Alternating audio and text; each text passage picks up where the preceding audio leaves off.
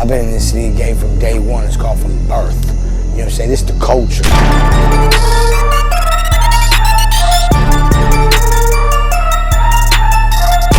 Ici c'est ton gars sur Tonton Gibbs et qui est Pretty Boy Floyd et bienvenue dans ce nouveau numéro de Sneaks of the Week. Les sorties de la semaine c'est le numéro 69. J'espère que tout est cool pour vous. Appelle ta banque et augmente ton plafond. On va commencer. Et bien sûr vous savez que la liste des paires citées dans l'émission est dans la description ainsi que quelques liens pour en cop quelques-unes.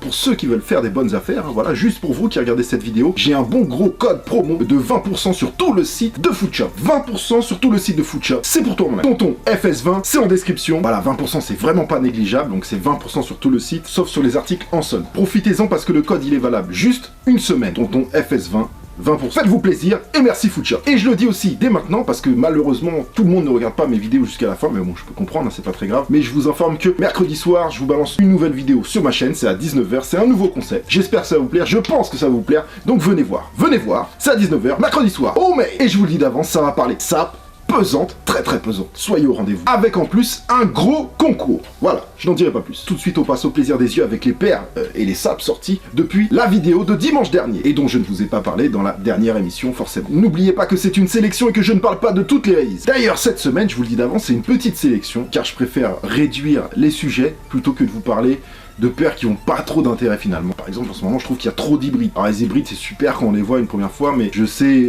par expérience que dans le futur voilà, un hybride, bah c'est pas un classique quoi. Et des sorties, il y en a plein dans toutes les marques, voilà, il n'y a pas que ce que je dis, hein. C'est important à préciser. Envoyez le like pour la Sephora et dites-moi ce que vous pensez des sorties dans les commentaires. La première sélection, c'est parti. On commence avec une paire dont je vous ai très peu parlé, la M2K, qui a connu le nouveau colorway Techno White Summit Black Hyper Jade. Une paire très intéressante, une Datshu moderne, agressive inspirée de la Monarch. Ce dernier colorway est réservé aux filles, avec le sizing du 35,5 au 44,5, disponible à 100€. Une paire cool qui a une vraie compatibilité avec son sujet, une nouvelle Beavis and Butthead, l'animation trash de MTV, colle cette fois-ci leur tête sur une Adidas 3MC dans une version blanche. Dispo au prix correct de 75€, une paire plutôt été pour mes skateboarders. Parlons ça avec la nouvelle collab Stone Island Spring Summer 2019, une collection ultra réussie pour le coup, très fournie avec des vestes cargo, masque jacket, cargo pant, backpack et army bob dans un camo corail et un camo black. Hoodies, shorts et t-shirts coton, black, red, yellow, j'adore les hoodies, perso ils sont très beaux, jacket et pant en polyuréthane, en light blue, black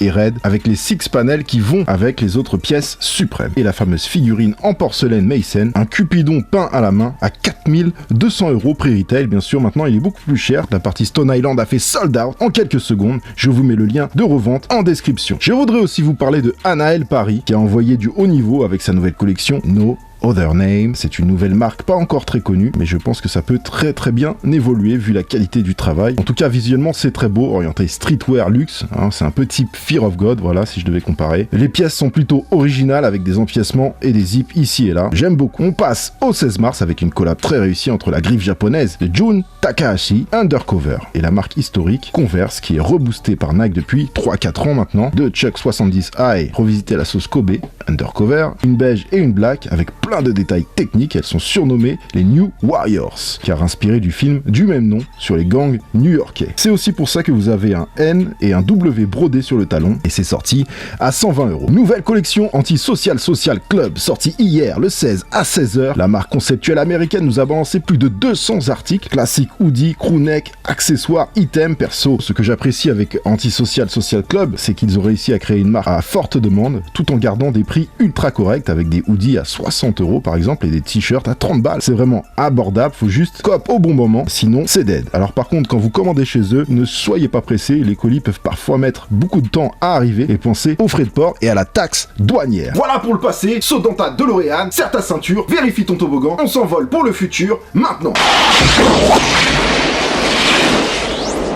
Avec ma sélection pour le Sneaks of the Week, c'est parti. Le 21 mars, un pack Nike Air Max nommé Throwback Future pour commencer à honorer le Air Max Day qui arrive d'ailleurs. J'espère que Nike a quelques cartes dans sa manche pour ce jour naissance de la Nike Air Max One le 26 mars 1987. Habituellement, on a droit à une belle réédition Air Max One ou des modèles d'exception comme l'année dernière avec la Sean Wotherspoon. Parce que pour l'instant, on est léger, hein, même pour les paires du concours. Enfin, c'est mon avis perso. Le 9 avril, il y a un truc pesant niveau Air Max One, mais trop peu d'infos pour le moment, on n'en parle pas trop. Mais revenons à notre notre pack Throwback Future. Colorway futuristique, Black Laser pour un mélange de modèles nouveaux et plus classiques comme une 95 ou une 97 par exemple. 11 modèles en tout dans le même thème, arrivent entre 120 et 190 € accompagnés de vêtements et d'accessoires. Dans le même colorway évidemment. On passe direct au vendredi 22 mars et on commence avec, on peut dire maintenant que c'est une OG, la Reebok Instapump Fury Citron Prototype. La paire de 1994 a souvent été critiquée, surtout à l'époque pour son design avant-gardiste. Beaucoup n'ont pas accroché, mais au fur et à mesure du temps, le shape est rentré dans les mœurs. Même si quelques personnes avaient quand même kiffé à l'époque, certains ont des grosses collections Fury. À titre perso, ça me parle, le style global, l'outsole et le fameux Exalite, c'est vraiment l'ADN Reebok pur. La chose sort pour les 25 ans du modèle, et c'est vrai que ça faisait longtemps que je ne vous avais pas touché un mot sur ce modèle